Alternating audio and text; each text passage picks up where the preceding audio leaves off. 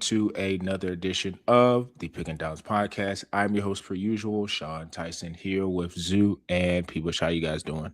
Doing well, man. We got a little taste of football last week with the Hall of Fame game.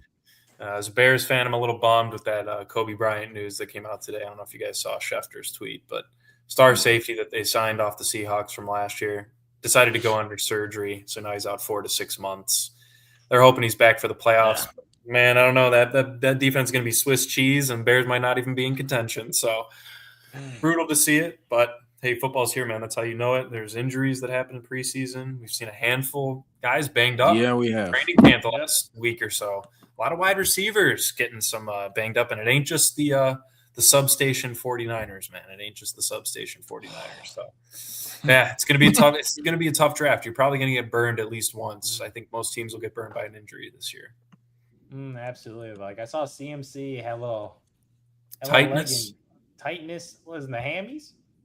It's like what he had that one year, and he didn't play. I know. I'm getting flashbacks, man. Yeah. PTSD.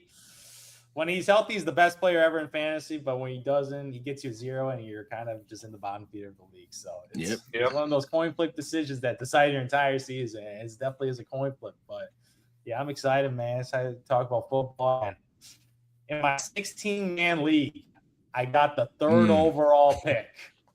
That's lucky. No. If you knew what happened, because we had the little race going on, man. I was first the entire time. The entire race, I was like, "Give me Gibbs, boy!" You know Gibbs it does coming that. Back home, and at the last minute, my dude stops, and it was like not one but 2 dudes go up in front of me. I was like, "Man, I was gonna get a Bijan or a Gibbs guaranteed." Third overall, man. Jamar Chase. I hate that. Is a great consolation. In a 16-man league at the turn, the distance is so far that the running backs are gone. Well, God, you're looking at probably like McCaffrey, 103. I know. I can't now. I legitimately thought about it. I'm like, risk it for the biscuit, but man, if he caught me an injury, I ain't touching him, man. I ain't touching him. But the turn is crazy, man. You're pick 30 plus on your second round pick, so you're gonna get Javonte Williams as your RB1, or maybe you might have to reach on some guys. You could get a little later, but Jesus. In that. Because, dude, Tootin, I ain't touching Tootin anymore, man. It's Chris Rodriguez time, man. He's taking all the goal lines. He's doing a Tyler Algier, and he don't got Bijan. He ain't Bijan. Tootin might be I'm just trying to think of a second-tier back. It's going to be – dude, it's bad. When you see Javonte and Etienne as your RB1 overall, that's your second-round pick. So that's your second-best player. It's not a good feeling. But then you could go for, like, maybe get, like, a Quinshawn, and, yeah, you'd probably have to take, like, Kyron might be there. If you get Kyron and Quinshawn as your RB1 and 2 with Jamar Chase in a 16-man, I'm not that mad. That's tough, man. Kyron scares me because of Corn. That's been 3 years in the making, dude. 3 years in the making. I don't know. 16. That's brutal. Never even been. Dude, I even made an adjustment. At all. I made 2 flex, 1 running back. So I switched one running back for a flex. Yeah. Okay. Yeah, so you get more flexibility. So you can start 4 wide receivers if you really want to start 4 wide receivers. So that's trying to balance it out based on positional value, but still not a good feeling though, man. I'm just like Javonte. I saw Javonte and Etienne. I'm like, oh my God, that is not a good feeling. You know what, dude? Just take the best running back in the league, Josh Allen, round 2. Might have to. Serious, dude. If you only Doesn't he have like the most rushing touchdowns for like one? It's over under 12.5 touchdowns. So like that's a crazy number. That's an absolute insane rushing touchdown number. That might be that league, and we're gonna start whoever's watching and listening. But like that league in terms of 16 is like it might just be best player available. Just like take the best talent and to just stack as much talent, and not try to strategize because it's like. Trying to strategize, you might miss out on like just guys that's going to get you enough points because it's going to be a lot of different, I guess, a lot of 89 to 85 matchups. That's Oh, yeah. That's brutal for sure. Yep. But yeah, I've been doing my mocks and going through. I mean, we all kind of assumed Kyler was going to be named a starter, but I have noticed in a lot of the drafts that I were doing that Jettas was falling a little bit, and I don't want to say it's because people didn't know Kyler was going to be the starter. But I'm interested doing the mocks after, next couple of days to see like if Jetta starts staying in that range that he's been going in. Yep. Because it's just been intriguing seeing people just pass on him. And I will say, as a Jettas holder last year, it was kind of tough. So I can kind of see a little bit of people being like, whatever. Sure. But Kyler being the starter, and again, Kevin O'Connell being the guy drawing up the plays and getting him in favorable situations, I think Jetta is going to return back to form. So excited about all that. And like I said, the fantasy draft will be right around the corner. So with the real NFL, we're going to be kind of going into our division previews and talking about the NFC and AFC East, starting with the AFC East. A lot of people look at this division as a two-man race. I would agree. But, things happen. The NFL is a league of parity. But people, who is a team that you're looking at as a standout and who you think is going to win it? Well, I think we know Devon Achane might have a LaDainian Tomlinson type fantasy year. I think that's pretty well. I think I heard the head coach say, well, after I give you 40 to 45 touches a game, I'm going to have to carry you to the locker room. So let's hope it doesn't come to that. I've been doing a lot more research on the Dolphins. They got some really good young receivers. If you're looking for wide receiver throws late, Dolphins have a couple guys. I think the Raiders, they're the two thinnest wide receiver rooms, but Dolphins, they're just in rebuild mode, right? And I would say the Jets went full tanking mode. Tanking mode too. Yeah. Right. But they did, if you notice, they took a couple positional studs to set up potentially getting an Arch Manning in next year, so he's not coming into just a complete blank slate. Chris Bell, for anyone, he's coming off the ACL out of Louisville. He was the number 2 wide receiver in the draft until he tore his ACL, and he might play by week 1. So, I think that Dolphins team, they're going to get beat up by the rest of this division. And even the Jets. Jets might, I keep looking at the Jets, man. They got a lot of players. It's just their defense. They have a really good roster. Really good roster. They got a lot of dudes. A ton of dudes. Obviously, they traded Sauce last year. Traded Quinnen Williams as well to the Cowboys. I know we'll get into them a little bit later. So their defense is dilapidated. But if Geno Smith can be any sort of competent level, they do have some really good weapons on the side. I could see them winning like 5 or 6 games, probably the Dolphins a little bit less than that. I think their over-under might be at 4.5 for Vegas, for Miami. Jets might be a game higher at 5.5. So obviously, to your point, Sean, two-man race, couldn't agree more. And I got to talk about the fluke team that is in New England Patriots, man. They ain't fluky. I'm not saying they're a bad team, but where they performed last year, obviously they made the Super Bowl and got absolutely exposed. It was the first legitimate team they really played outside of Buffalo last year, who people forget had the worst rushing defense, if not, well, maybe not worst, but bottom 3 in the league. I mean, Travion Henderson blew up on them. We saw Bijan blow up on them. Achane blew up on them. So this Bills defense is kind of the opposite of what Mike Vrabel's trying to do with the Patriots. Is they got a hell of a secondary up there in New England, but can they get the pressure on the quarterback? I think that's going to be the big question. But you're talking about they got not only a first place schedule, but they got the Super Bowl appearance schedule. This is a difficult schedule for the New England Patriots. I wrote down some of their biggest opponents. Obviously, the Bills twice, but they're playing the Seahawks, the Steelers, the Jaguars, the entire NFC North, and the entire AFC West. So 3 legitimate playoff teams over there with the Chiefs, Chargers, Broncos. Obviously, we know about the NFC North, has very solid offenses. This is just not going to be a cakewalk. And even with the addition of an A.J. Brown or Romeo Dobbs, I can't pass up on the boy Josh Allen, man. I think the Bills take this one. I still think the Patriots are in contention, or I don't want to say a lock for the wild card and making the playoffs, but leaning heavy towards them still making the playoffs this year. I don't think it was just a one-year fluke. However, this Bills team is just – they finally got off McDermott, and we all know what a great defensive coach he was when he first came in. It's what he was touted for. They had fantastic defenses early on in that Josh Allen reign. But if you guys look at the playoffs – in the crucial games, man, that defense was giving up easy 30-plus points almost every single time. Obviously, we saw what the Broncos did in that game last year.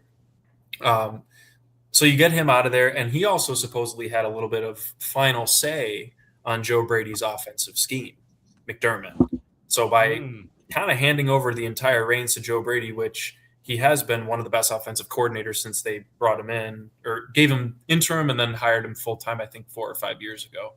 Their offense has just been absolutely elite, and it's run through 2 guys. We know that, James Cook, Josh Allen. But now they added in DJ Moore. I'm very familiar with his game. He's not a wide receiver one, but he is an improvement over what they had last year. Obviously, Khalil Shakir should not be your number one wide receiver. No. Keon Coleman didn't pan out. Dalton Kincaid has been one of the biggest busts for sure, at least from a fantasy perspective, but also fantasy for sure. Fantasy for sure. And I was like, maybe this is the year you take him at cheap value. Well, no, apparently he's going to be sharing time. Apparently they came out and said they're going to be load managing Dalton Kincaid, kind of like the Seahawks did with Kenneth Walker. They dealt with so many injuries. Load manage? He's like a baby. He's super young. He's been injured for 4 years straight, damn near, man. Like, it's crazy. So, look, that's just what the reporters are telling me in my training camp news. But obviously, this DJ Moore edition, they felt they really needed him. I mean, they paid the Bears a second rounder for him. And I don't know if he was worth a second round pick, but I'll take it as a Bears fan. And if I'm a Bills fan, anything is better than what they had. So I'm putting most of this on the fact that McDermott's out of there. They kind of don't have that overarching my way or the highway on an offensive play calling sense. It'll be Brady, who's obviously been super close with Josh Allen since Dayball left there for his head coaching job back in the day. I'm taking Josh Allen. Can't bet against him. And they don't have a first place schedule because they finished second last year. So a little bit of an easier outside of the two main divisions they're playing in both the NFC and AFC respectively. So, yeah, got to go with the Bills, man. Mm-hmm. Absolutely. I got to agree with you because the Bills are in win now mode. And they went kind of all in for DJ Moore. I don't know if that was the right asset to go all in, but it shows the mentality of the team and the franchises. Yep. We need a win right now because this window – thank God they have Josh Allen because Josh Allen just extends out that window. Because I thought last year was the year when they got that matchup against the Denver Broncos, especially the way that game was going. And the reason they lost was because Josh Allen didn't play that well. And that's a rare thing to say, especially in the playoffs where he has lost some insane matchups. But a lot of the times it was his defense fault. It was a lot of other factors outside of him. But I watched that Broncos game beginning to end, and Josh Allen did not play well. The turnovers. No. The ability not to score on offense, and my goodness, like that was a straight up. That's on the quarterback. It was a great game, though. It was a great. Oh, I remember it was an awesome game, back and forth and everything. But that was a game when you have MVP caliber quarterback. You have to win that game. You have to. You just have to. You just have to. And obviously, again, DJ Moore trying to add a receiver, but man, they've been looking for that receiver one. Like it's been kind of desperate. Like. First go for DJ Moore. He's after his worst year. Like he had 682 receiving yards and he played 17 games. Think about that. He didn't miss games. That's why his stats are so bad. He has 682 yards. So in the last 3 years, obviously he had that breakout year where he had 1,300 yards. Crazy with, I believe, Justin Fields. But ever since then, he's up to 900 yards and down to 600 yards. So he's been on a steady decline. So maybe Josh Allen is the secret sauce to switch it up. Maybe DJ Moore is an early wash receiver.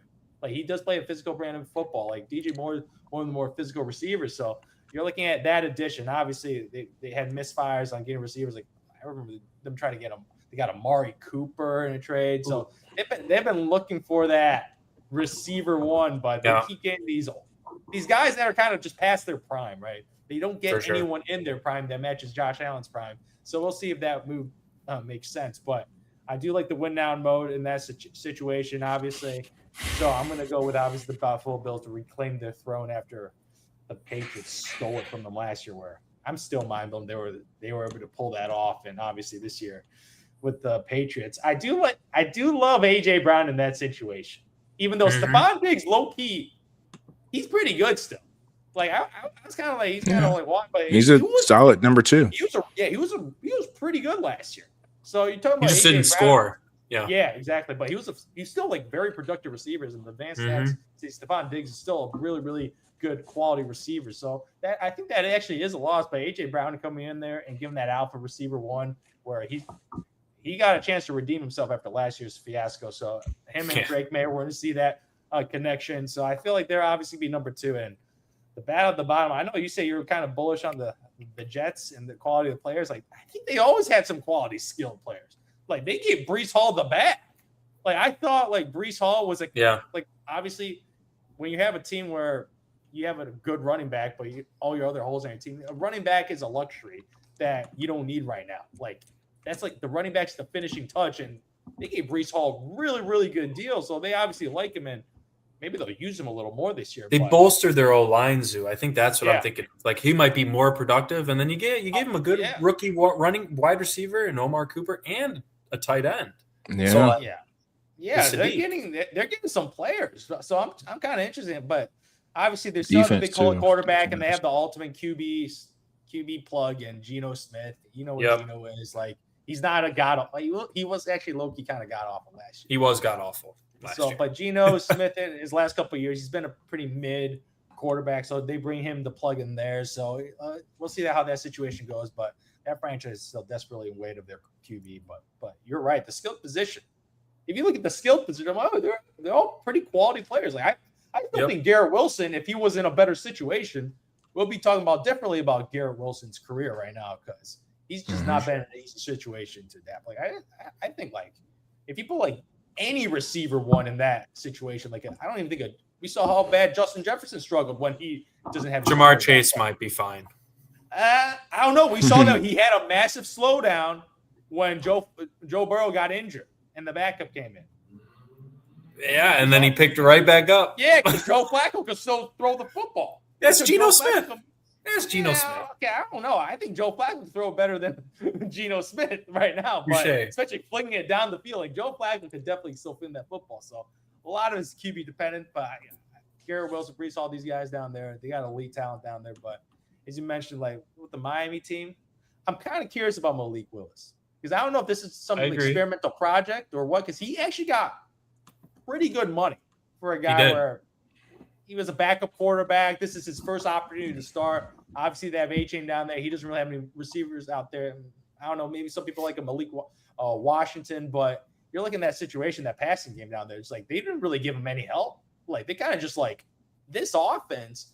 Obviously, without McDaniels, a new coaching staff. Like I don't know what type of offense they're going to run. Like I'm very, very curious. But all I know is Vegas freaking hates them because they're at a 3.5 over and under. So 3.5. Jeez. 3.5. Think about that. 3.5 games.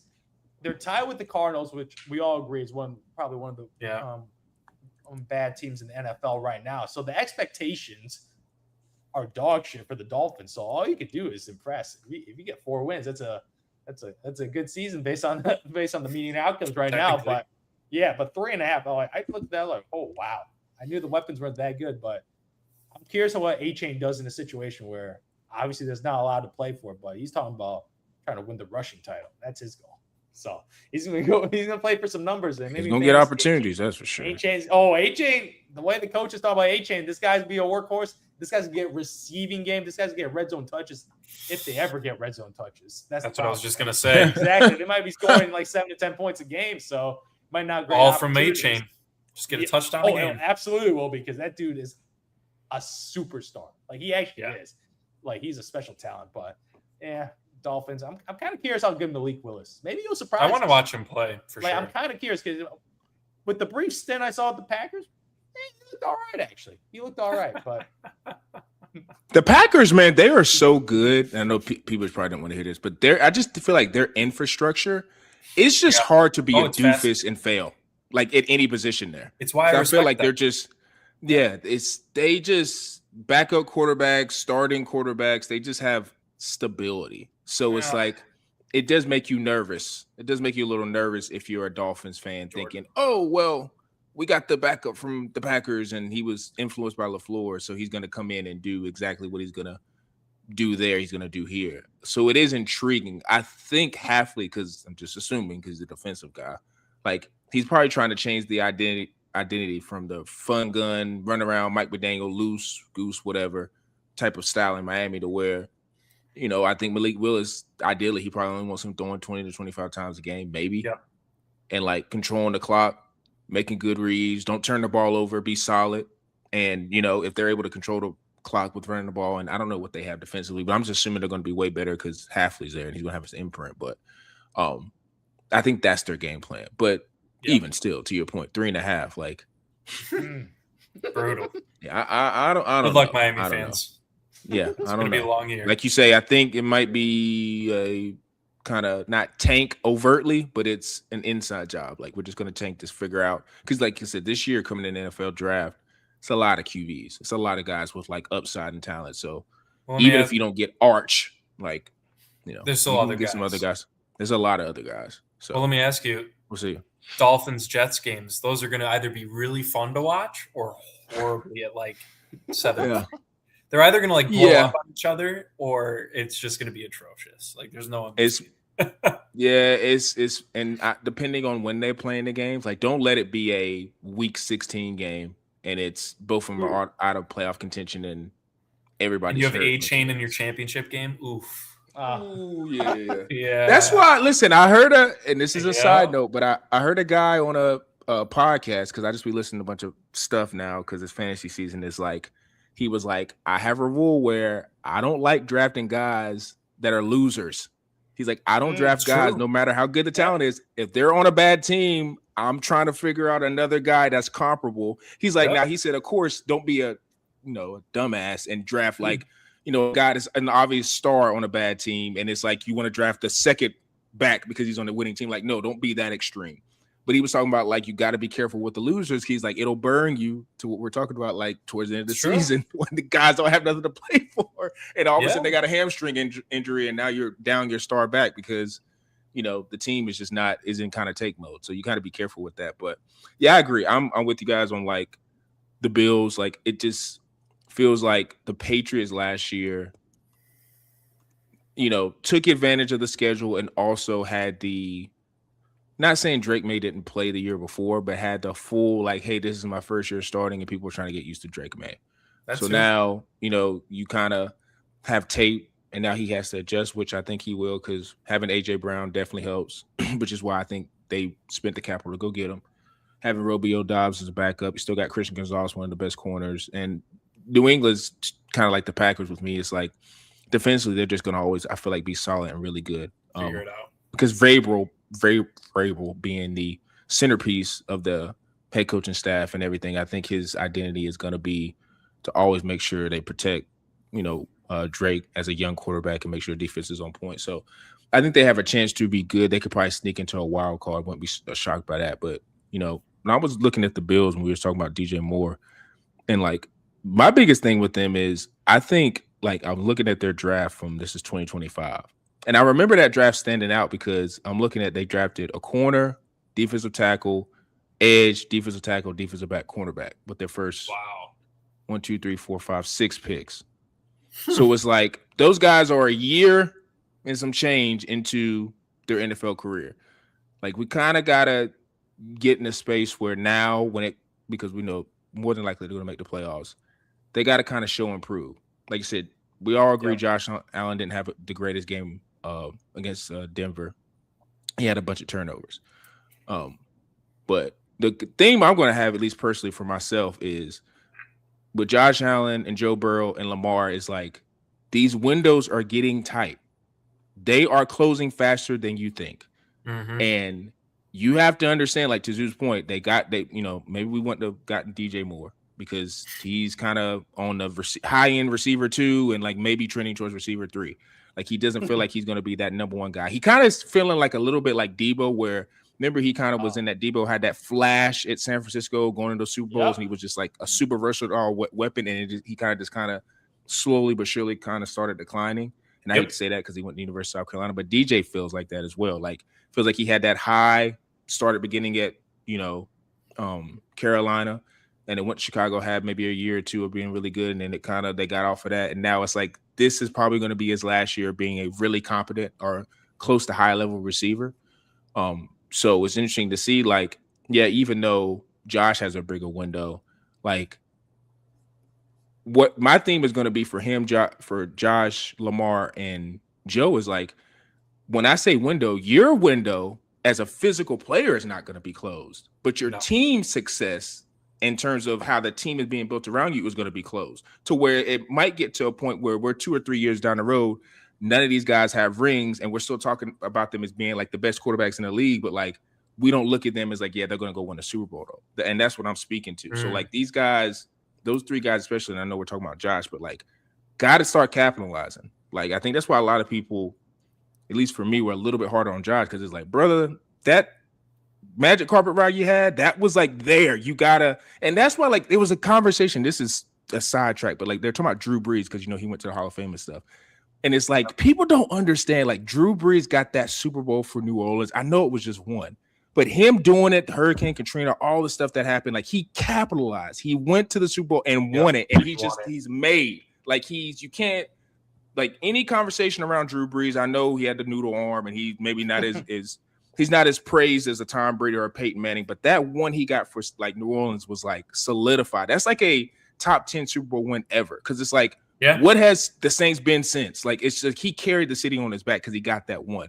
And Josh is kind of similar in that is because it's like Buffalo has had so much disappointment in their past with going to all those Super Bowls and losing. It's like if you could just get one, if you just get one, same with Joe, Lamar, if they just get one, you kind of solidify. So it's like the time is now. You gotta get into a space where you're capitalizing. And like you said, the unfortunate thing is like they're all the AFC, so it's like they're gonna be knocking each other out. Yeah. So it's just it's tough. But I do agree that the Bills with Josh Allen, James Cook pretty much being, and that's another guy like he, I don't want to say last year was his apex. I think he can still be really, really good this year, but running backs, they fade very, very fast. So it's like you may only have this year, possibly next year, as being everybody can't be Derrick Henry as being like the pseudo top back. So I think with the Jets, it's just gonna be intriguing if Geno can return to like 1/4. Or let's just say that's 2/4 of what he was in Seattle. Like if he can turn into 2/4 of what it is in Seattle, then they could be like the upset team. Like they can upset somebody. Wow. Like they could upset like a Patriots or a Bills to where the other team benefits. So that means like the Bills are in the league and the Patriots are having to stay in, behind them. The Jets could come in and beat them one Sunday and give the Bills a 2-game lead. Like, like that type of thing. Like I don't think they could win the division. I would be utterly shocked if Geno went in there and just started going back to what he was in Seattle and the talent started rising. Like they'd have to have so many. Geno would have to play out of his mind. The tight end would have to be Brock Bowers Jr. Like there have to be a lot of things. Brees in his franchise, he got franchised like he's going for a career year. Like it have to be so many things favorite, and it's just not happening. And that ain't happening. No. So I don't know what do anybody know what their Vegas? Because that'd be interesting to bet because I think they could possibly overachieve. If it's 5, if it's 5.5, I might hit the over. I could see them winning 6 or 7 games. That's if it's like 5 like 6 and 11, 7 and 10. 5.5. 5.5. So I'm gonna be mad at 6. I mean, they pretty. I'm not saying it's a lock, but they kind of have 2 against Miami, right? Like, yeah, right? Those are 2 good opportunities for wins. Good opportunities. Yep. And so now you already got to win is 4. And I don't know what their out of conference slate, but it can't be that bad. I'd have to look. So, but yeah, that's just kind of we all agree. It's the Bills, and we'll see about the Patriots. Like I said, the schedule is going to be a great reminder. It's going to be a great reminder of how tough this league is. So, Am I hearing not making the playoffs for the Patriots? No. I think they can make the playoffs. Wild card. I think they can make a wild card. Yeah, wild card. Like 10 and 7. Okay. Yeah. In now AFC, I will say it is. The AFC, I mean, I don't know. AFC to me is still the more premier conference, but like, I want to say I want to hold on that. Like 10 and 7, I know you playoffs or whatever, but I need to go through all the divisions because it could get tough because there's just a lot of teams in the AFC that I think can make a little bit of a jump to where it's not guaranteed. That's why it's just important to kind of win the division. But I think I would say a hold on that, but we'll see. We'll see. The AFC West, we'll get into them in a couple weeks, but that could have 2 of the wild card teams just in there, and then you AFC West, spot, like another spot. That means the AFC North doesn't get a wild card, or the AFC South, Texans defense, the Jaguars. The AFC's got a lot of it's a lot of variables. Yeah, Patriots are not a lot. Coming back from injuries. Yeah, they're not a lot. But switching to the NFC. One of the more competitive divisions where there's just different teams winning it every year. I feel like this division for me is going to be one of the tougher ones because, I mean, when we talk about talent, like we were just talking about the Jets, like every team in this division is super talented and every team in this division made a lot of moves in the offseason where it was good, whether it's good or bad. But there's a lot of teams that kind of made moves where it's like, oh, I like that. for that respective team. So, Zoo, what is your thought process, and who are you kind of picking for the NFC East as the winner? For the NFC East, man, a lot of good teams, a lot of good fantasy players, man. But I want to start with the Eagles right now, where I think the biggest addition by subtraction, obviously, we mentioned AJ Brown. That situation dealt with. Bye. They don't need him. They honestly don't need him. They took a rookie receiver in the first round. Like, they got Devontae Smith, who he has an opportunity to be a receiver one. But outside of that, he's getting a new offensive coordinator in, man. And Sean Mannion. You're looking at this offense last year. It was bad, man. It was really, really bad. And if you look at it on paper, you got a good O-line, you got a guy who won a Super Bowl. Like, you're talking about guys where they got some pedigree and you got elite first level talents. Saquon, AJ Brown, Devontae Smith, a good O-line. Like what are they like? Dallas Goedert's a good tight end. Hurts the Super Bowl champion. Like, you're talking about guys where they've done it and they have the elite guys to back it up. And if you look at this team year over year, there wasn't that much substantial change year over year. But I don't know what happened to the offense, but the offense was disastrous last year. They could not get Saquon going. The passing game was basic. It was not good. It was kind of ugly to watch. I was a Hurts owner last year. He did not play his best last year, and obviously I think a lot had to do with the play calling and stuff like that. And obviously he didn't play to the best of his ability. But you're talking about a team on paper that they should be a dominant offensive team.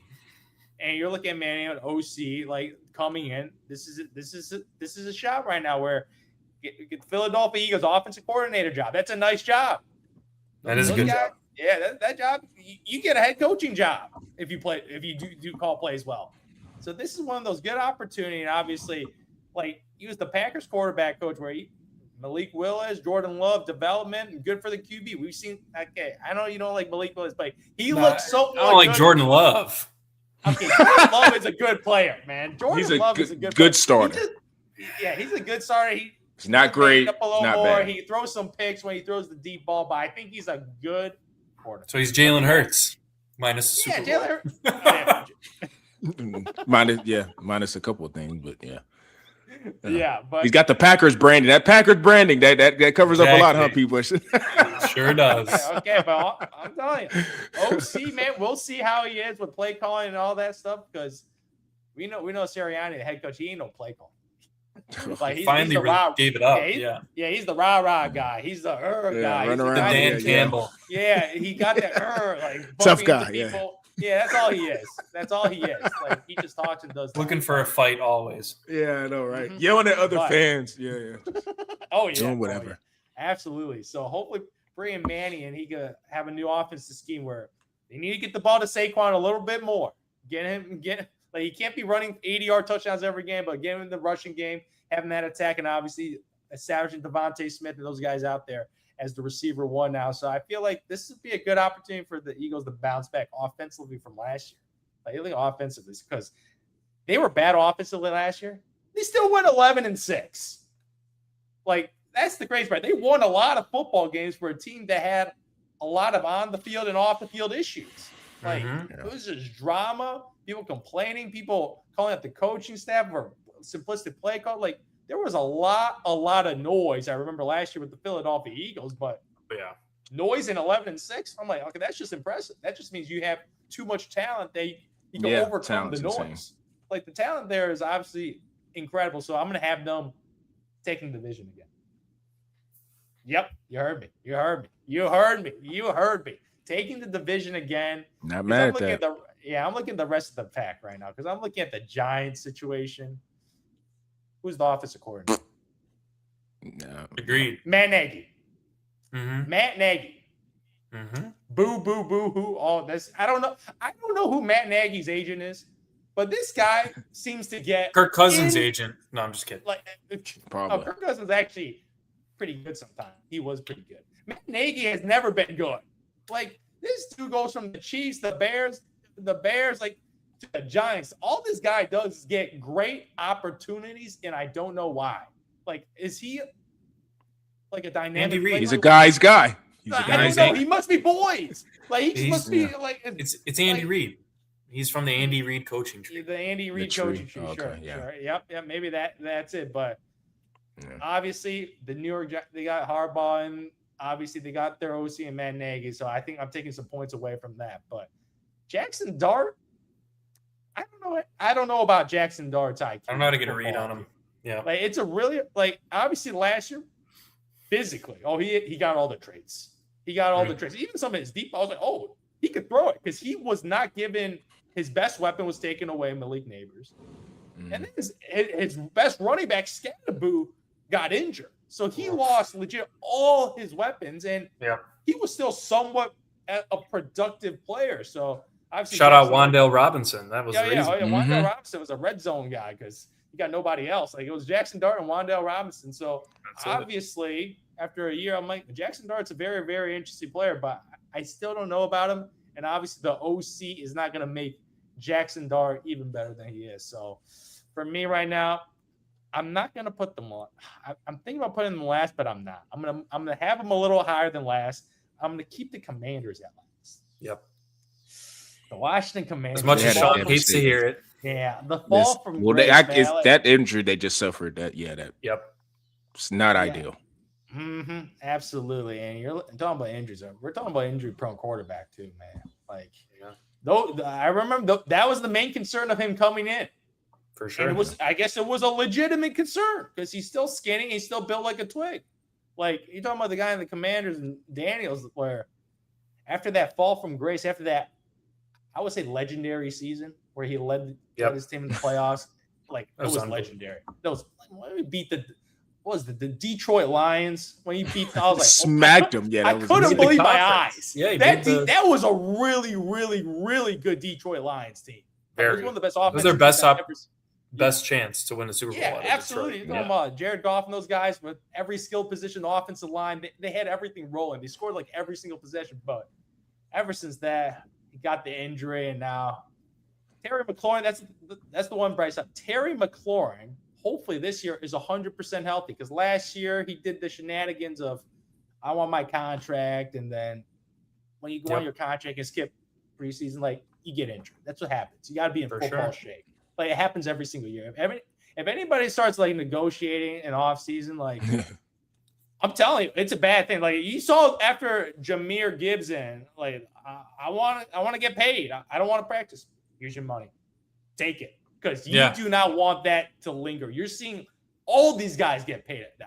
From Jonathan Taylor to Jahmyr Gibbs to Zay Flowers. These guys are getting paid immediately. Bijan, they're getting paid immediately because you don't want them to linger because that has a major impact on a team coming in. Like it's a huge like every time a guy has a contract to pay, I'm fading him in fantasy. Like this dude's gonna It's not a bad idea. I'm telling you, like every time that happens, like it's always an injury because you got to be in football shape to play football, and you got to mentally and physically prepare. So, obviously, Terry McLaurin is back. So, I think Jaden Daniels will have a bounce back season, but the injuries galore with Commanders, and I know Deebo Samuels. He's also gone too. He didn't really do much. You got Diggs. Diggs. That's the thing. Diggs is an upgrade over Deebo Samuels. Mm-hmm. That is interesting. I'm kind of surprised that Stephon Diggs was snatched up by the Commanders. There's some other team that could really use the Stephon Diggs, but that's a nice grab right there. But I'm in second to last, and second place Dallas Cowboys, where I love that offense too much. I love watching that offense. Is George Pickens their best receiver? He is. Yes. I watched a lot of Cowboys game last year because I had both of them. So I had no bias. I took CeeDee Lamb. He was my name of my franchise, and I took George Pickens. Watching Dallas Cowboys game, it was even close.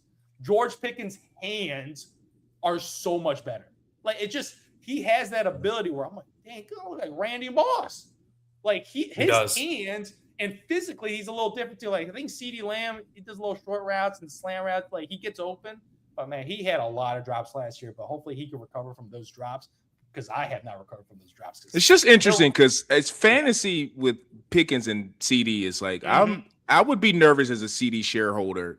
If Pickens is going to, the thing is, CDs will always be the target guy because you get those easy, just those cheap yards, like a little slant route, 10 yards, right? He gets all those like cheesy. You get 8 targets to like 10 receptions. You get those cheesy yards. But watching the game, like ex receiver George Pickens, he's that alpha guy where I'm just watching. I'm like, wow, he does those wow plays. Where CeeDee Lamb last year, obviously, he did not do that. But offensively, I love this state, man. I love it. I love it. I think Dak Prescott doesn't have another great year again. He's going to be up there Defense in his is 4,000, really 4,500 yards, man. Quinn Williams got signed, though. Quinn Williams, he got his bag. Yep. We saw that. We'll Caleb Downs. Impact day one. So, yeah. Offensively, you know what they got. Defensively, I know they got some dudes on the other side, but I'm sniffing a wild card again for the. Oh yeah, I think they're like the wild card. Like, and I enjoy watching the Cowboys. I do enjoy watching the Cowboys. They got some really, really good players, and obviously Javonte Williams down there. Like he established himself last year as the name. Got paid. He got paid too. So we'll see if he can reproduce that performance again, because he was an absolute touchdown machine last year. Absolutely a touchdown machine. And maybe this is his rebirth. Like he's pretty young. We forget Javonte Williams. He's only 25. We think of him as an old guy, but Javonte Williams was just been robbed by injuries. Yeah, I remember he was that incoming back in Carolina, like where Javonte Williams is that next coming back, but obviously the injuries around him. But he is 26 years young, so maybe this is the start of a new, and obviously a 1,200-yard, 11-touchdown season. He got rewarded. We'll see if he can do it again. But with that offensive line, like Dallas Cowboys just always seem to have a pretty good rushing game, regardless of who's in the back. Yep. Well, I'll keep this really easy. I'll start from the bottom. I agree. Commanders, that tonsil injury, main issue right there. Tricep surgery, brutal to come back from. You can't really rush that. As an offensive lineman, you're using your triceps all the time. Literally, yeah. It's not like it's a – offensive linemen use most of their body on any given play, but your arms and your hands and how you are getting leverage, that's entirely on your biceps and triceps. So huge loss there. I also just don't like the fact that they don't have a clear running back. Other than like the Tom Brady teams, maybe sometimes the Patrick Mahomes. So that's the caliber of quarterback play you need to have to be able to just have a carousel of running backs coming in and out, and not really a true – you don't need a bell cow, but you need like a guy like a Kenneth Walker. Like he's not a bell cow, but he was, big for a Seattle Super Bowl run, right? Like he was one of the difference makers. You need at least that quality of Javonte Williams, that type. You don't necessarily need a JT or a Derrick Henry. I'm not saying that, but Rashad White, you got, Bill. Yeah, come on, man. Like I think Rashad White could be a great value play in fantasy this year as a good flex guy, but like if you're going to try and win games and be able to eat up clock against teams that can score very quickly, in the Cowboys, even the Eagles, potentially with the Mannion change at offensive coordinator, you're not going to be able to keep up with teams like that with a running game that isn't consistent enough. So I got the Commanders at the bottom. I do think the Giants will be very surprising this year. I'm not as against Matt Nagy as you are, Zoo, and it's not because I'm a Bears fan. I just think he just needs another fresh start. He got to kind of reset his career and went back to Kansas City, where people forget, had really good teams being the quarterback coach for Alex Smith, right? And then he was, I believe, the rookie year developer of Mahomes. So Mahomes is and Trubisky's rookie years. People forget Nagy came in at Trubisky's second year, right? So, and to be honest, Zoo, for his first year with Trubisky was a very solid quarterback. He wasn't top 10, but he was above average. He was above average, and then he fell off. They never recovered psychologically. But yeah, Dart injury is what scares me most about that. Yeah, but you got Isaiah Likely there. You got Malik Neighbors. I mean, the second wide receiver position is kind of open right now. I think there might be a rookie, not Malachi Corley, Malachi Fields. That might be his name. Supposedly, he's been having a hell of a camp at the wide receiver. Pretty much, they said he's already locked up like the wide receiver 2 position behind Malik Neighbors. And people forget, I know they lost Dexter Lawrence to Cincinnati, but that defense is still very viable. Burns is just an absolute beast. Thibodeau, I think Thibodeau's still there, right? Mm-hmm. Yeah, Thibodeau's there. Carter too. Yeah. So, I mean, they're not scrubs. I could see them being like that, 7, 8, maybe 9 if they have a great season, like kind of hovering right below 500 or just above it, obviously with a 17-game schedule nowadays. So, yeah, I still have them at third. I got the Eagles at second. I am all in on the Cowboys. I'll lead it off, I guess, there. That offense, impeccable. Just another thing you didn't mention, though, Zoo, about Pickens. He's in a contract year. They franchise tagged him, so he's trying to earn that contract.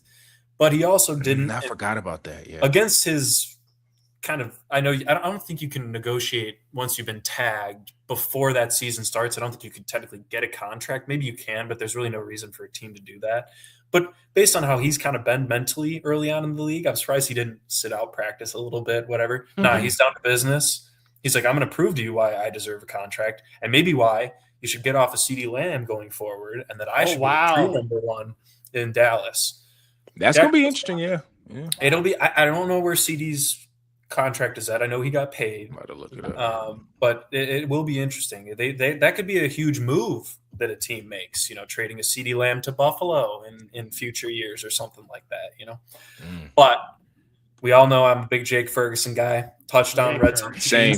You have if you're Dak Prescott, you have a very solid running back who is physical, can get in. He was the king of inside the 5-yard line last year. Scored it at will. And if you didn't want to run it, you could just find Jake Ferguson for a little 5-yard slant route or curl route, automatic touchdown. Jadon Blue, the backup running back, I think they might use him a little bit more, that Darren Sproles type player, very undersized, but can do a lot of different things, just to give Javonte, some spells, rest him a little bit. Obviously, we already talked about the wide receivers. I think Dak has a great year, but for me, it's the defense. The one thing people hated on this team last year was that first half of the season until they traded Micah Parsons was that defense was atrocious. Well, they trade Micah, they get the first round picks, but they also got Kenny Clark from the Packers, right? Huge defensive tackle. Now you pair up Quinnen Williams with him and you bring in the best secondary player in this draft in Caleb Downs. Some people say he's one of the most generational secondary players in the last 10 years. Put him up there with like the Cam Chancellors. Sean, you might know some other highly touted secondary guys. I mean, I think he could probably look at like a guy like the guy from Baltimore, Kyle Hamilton. Like he's not the physical, like bigger stature, but it's just what Caleb is his explosiveness and his mental game. They said I was reading a little bit just to sidetrack it. I was reading some stuff because I was interested in the Cowboys too, and they were talking about how he was getting them like from day one, getting everybody in the right position. And Jerry Jones came on a conference was like, we couldn't even get lined up last year, and so that speaks to just his savant and being his knowledge of the game, IQ, yeah. And that's what you want in a safety, right? Is being able to see the entire game from the back of the field and being able to read any given play. So the amount of big plays that they gave up last year as a defense, their rush defense picked up because remember everyone was running for 150 yards on them every single game. Brought in Kenny Clark.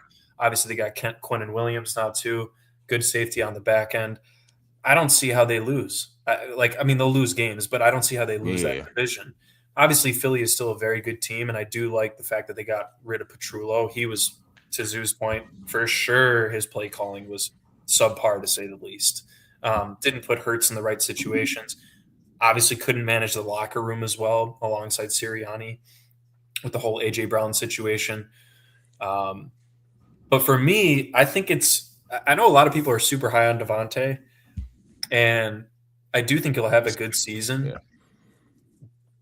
But what scares me about him is like he can create separation, but one of the things Hurts was good at when they were great is that quick throws to A.J. Brown and let him get the yak. The quick throws to Devontae Smith, quick throws to Dallas Goedert. Well, now they can just pretty much lock down Devontae Smith if they want to. Make Malachi Lemon I'm going to make him beat me. He's been banged up already in training camp.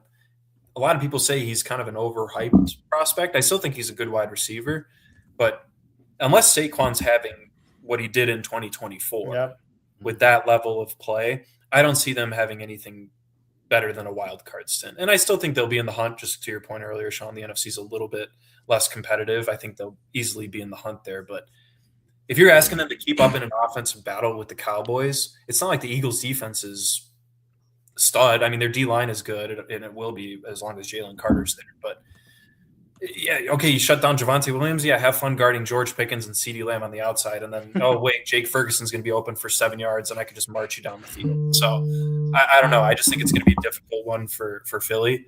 Still think they'll be relevant, but give me the Cowboys. And I'm placing that bet, too. I don't think they're the favorites. They're not? Yeah. I'm hammering that bet. Then it's my Broncos for the NFC. I actually have – I think they're the third best team in the NFC. Third best team. The Rams, and probably I'd still probably give it the Seahawks. Yeah, just because of that defense. And then the Cowboys. I put them ahead of anybody in the NFC North.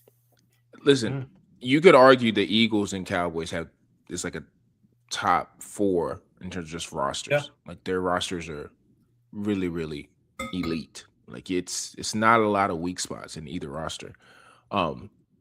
Just out of respect for Jaden Daniels, I'm gonna put them third because I do think he'll have a bounce back year, even though it's gonna be tough because losing that left tackle, and I know they got Connerly, and there's been some talk about him maybe going to left tackle. I think they're still gonna keep him at right, and then I think they're bringing in or pushing. I can't remember some other guy who was like a guard, but he's got tackle features. They're gonna put him out there, but they're probably gonna trial that probably during the preseason maybe and see how it works. If not, they might just have to put Connerly out there at left and do whatever with the right tackle.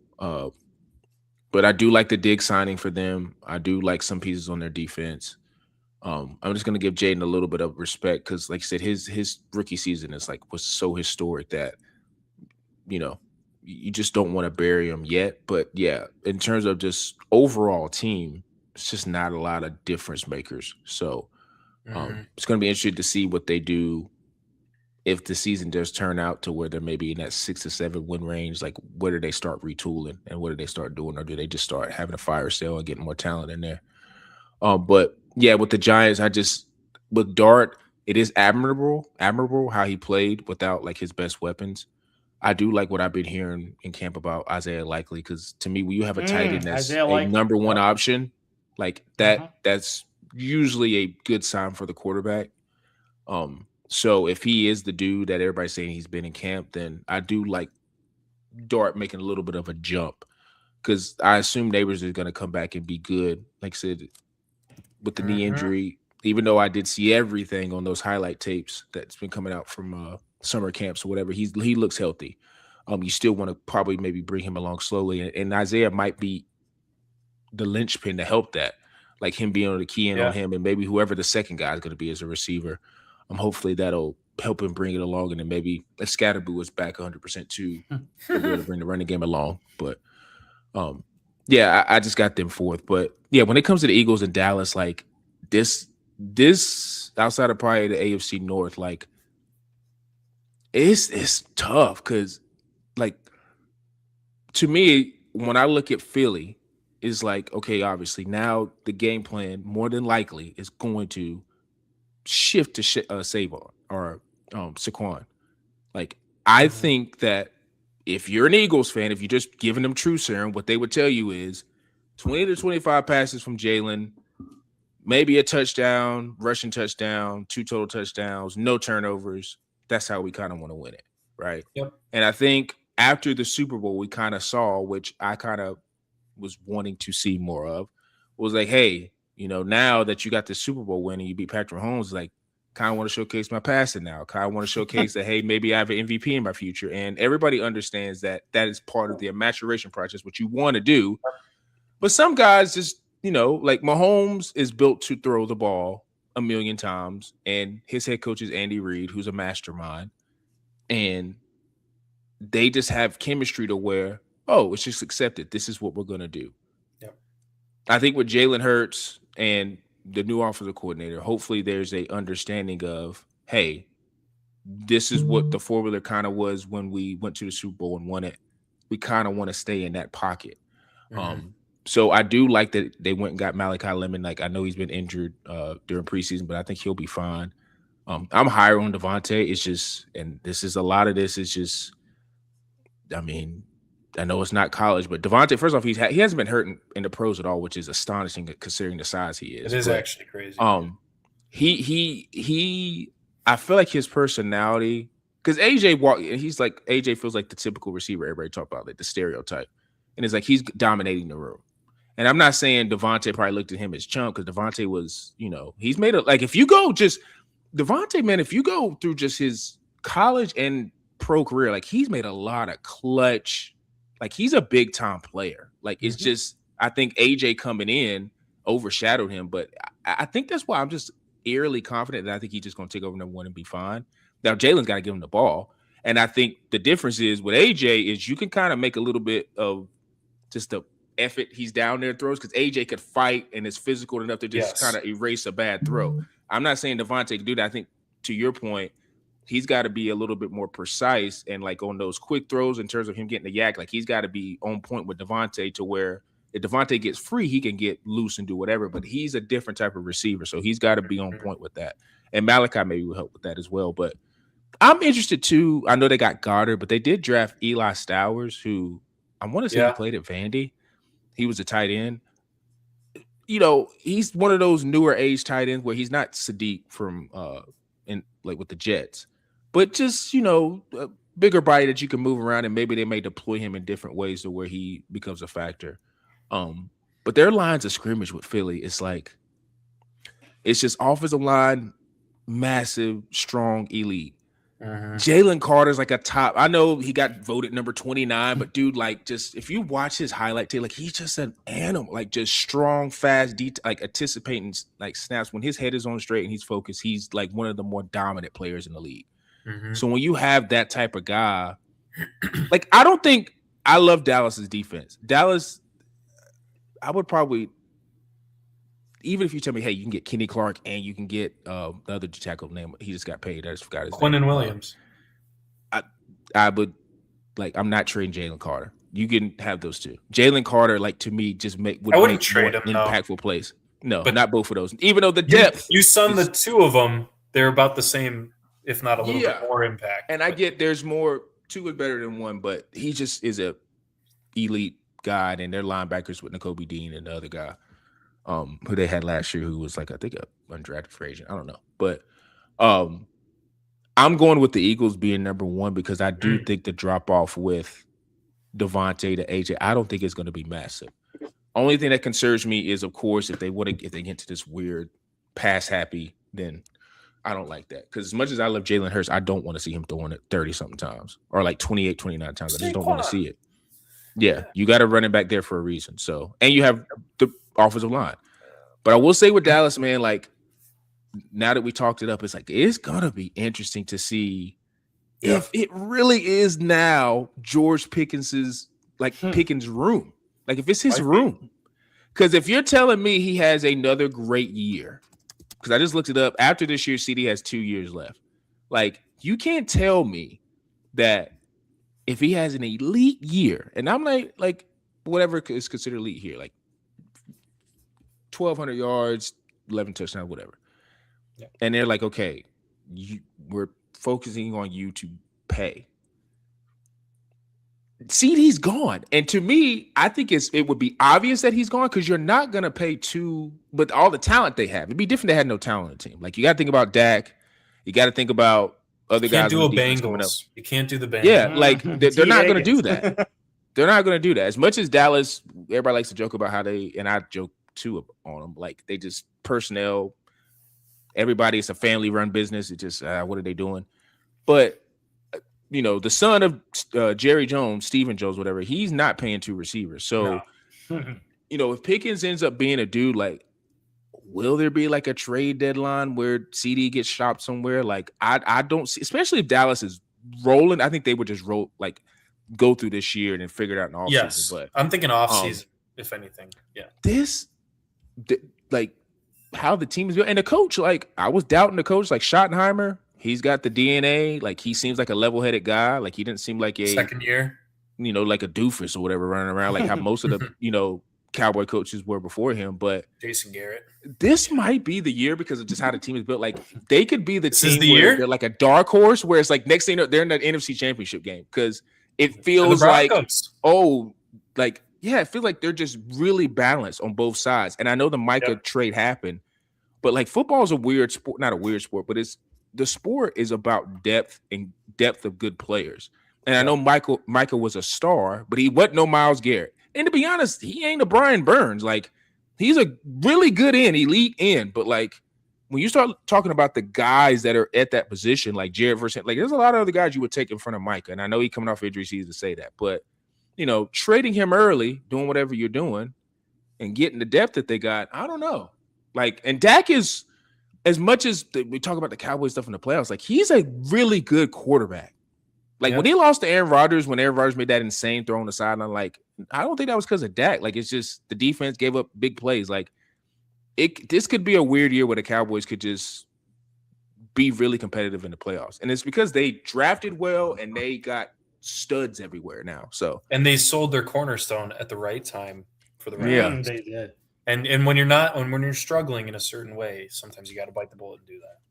Baseball teams are really good at that. You don't see that, to your point, Sean, as much in NFL or NBA. Yeah, and kudos to them, because I know it still doesn't explain away how they just haven't been to a Super Bowl in however many years. And a lot of that is coverage, because we're always hyper focused on them. But I think this is a really good year where we could look up and Dallas is fighting to get to the NFC Championship game. It's like, wow, like they could possibly get to a Super Bowl.